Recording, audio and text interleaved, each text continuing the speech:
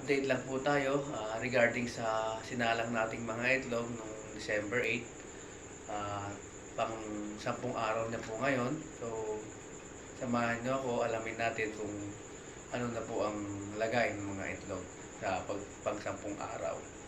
Although, common po sa iba, hindi na bago. So, isa po sa mga pinopromote natin yung ating incubator kung paano siya magtrabaho. Tara! Kailangan, para po makita natin yung mga itlog, so kailangan po natin ng isa pang flashlight or cellphone na may flashlight para silipin. So kailangan madilim. Yan. Kailangan patayin natin ang sa ilalim po may itlog ng pabo. Yun po unahin natin mga kasisig. Natin walang ilaw. Ayan.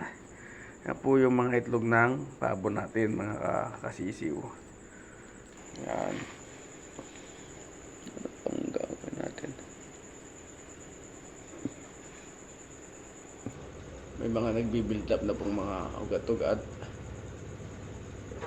Tsaka sa susunod na update po, yung pagpisa na po ng itlog ang papalabas natin. Hopefully, mapisaan po silang lahat. Tingin ko, tuloy-tuloy po yung pag-develop ng mga sisiw sa